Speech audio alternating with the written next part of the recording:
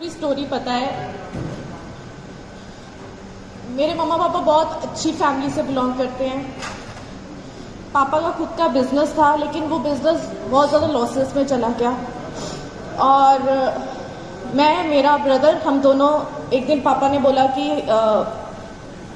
मैं आपको आगे पढ़ाई नहीं करवा पाऊंगा, जिसकी वजह से आप घर पे ही पढ़ना शुरू करो।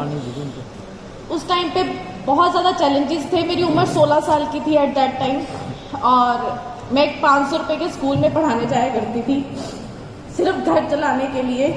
और पेरेंट्स के लिए ये बहुत मुश्किल टाइम था कि अपनी बेटी को बोलना कि पढ़ाई छोड़ के तू घर पे बैठ जा। लेकिन मैंने डिसाइड किया कि नहीं, मैं अपने पेरेंट्स को सपोर्ट करूंगी। बहुत बुरा वक्त चल रहा था हमारा। हम EMIs पे नहीं कर पा रहे थे, पापा के ऊपर कुछ लोन्स थे। और एक दिन अचानक मैं और मेरा भाई दोनों ही घर को चला रहे थे, लेकिन शायद एक और वर्स्ट टाइम हमारे ऊपर आना था। मेरी उम्र 19 साल की थी जब मेरा भाई चला गया इस दुनिया से। और इसी अगस्त मंथ में 25 तारीख को उसकी बरसी होती है हमेशा। मेरे पेरेंट्स बिल्कुल टूट चुके थे कि क्या होगा लाइफ का। उन्होंने अपने आप को सोच ही लिया था कि अब जिंदगी आगे नहीं बढ़ सकती। लेकिन जब ऐसा वक्त आया तो भगवान ने मुझे हिम्मत दी। मैंने कहीं और नौकरी ढूंढी और वहां पे मुझे 3500 की सैलरी से शुरुआत की। मैंने कॉन्फिडेंस बिल्कुल भी नहीं था, और 7 साल एक ही जगह पे मैंने नौकरी की। 12,500 की मैं सैलरी पे पहुंची, घर चलाना शुरू किया। उसके बाद ऐसा वक्त था कि जब हमारे ऊपर कोई बुरा वक्त आता है, घर पे जो भी चीज होती है हम उसको सेल करने की कोशिश करते हैं। मेरे मदर का गोल्ड पड़ा हुआ था, मेरे पापा को वो सेल करना पड़ा। और उस टाइम पे मेरे मदर बहुत ज्यादा रोए, और घर चलाने के लिए कुछ भी करना पड़ता है। जो हमारे पास घर थे, गाड़ियां थी, सब कुछ सेल हो गया था। इवन मैं आज बताना चाहती हूँ ये चीज, मेरे पापा ने 2 बार सुसाइड करने की भी कोशिश की कि वो घर नहीं कर पा रहे, ऐसा कि मैं कुछ नहीं कर सकता। लेकिन मैंने उनको हमेशा हौसला दिया कि आप टेंशन मत लो, जितनी बढ़िया परवरिश आपने हमारी की है ना, दुनिया में कोई ऐसे माँ बाप नहीं होंगे, आप हौसला मत हारो। और उस टाइम पे हमें हर्बल लाइफ मिला। जब हम बिल्कुल हौसला छोड़ चुके थे, तो मैंने भी चरणजीत सर की मीटिंग देखी अपनी मम्मा के साथ। सिर्फ जेब में 100 रुपया था, और एक सेकंड हैंड एक्टिवा पे मैं आई थी जो मेरे दादाजी ने मुझे दी थी।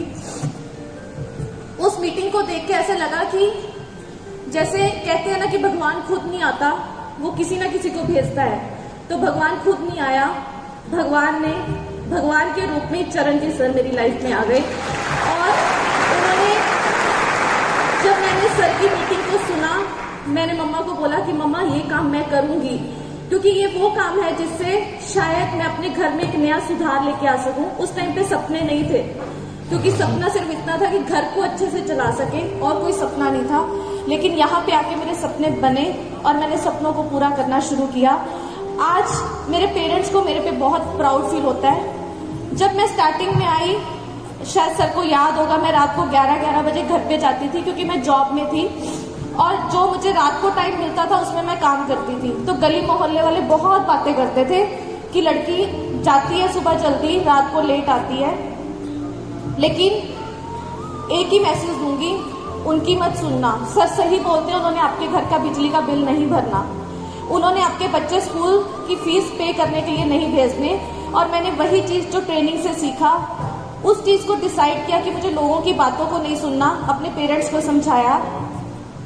आज अगस्त 2019, हर्बल लाइफ नहीं होता, तुम कहाँ होती?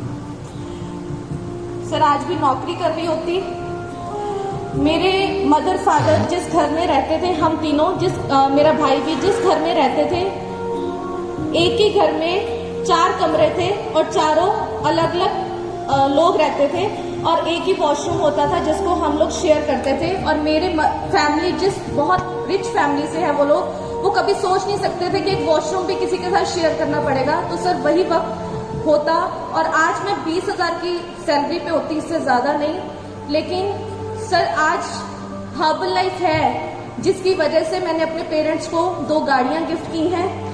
हर्बल लाइफ है जिसकी वजह से मैं हमेशा बोलती हूँ अपने लिए काम मत करो, अपना वाई ढूंढो। शायद वो आपके पेरेंट्स, शायद वो आपके बच्चे हो सकते हैं। मैंने मेरा वाई ढूंढा अपने पेरेंट्स के लिए।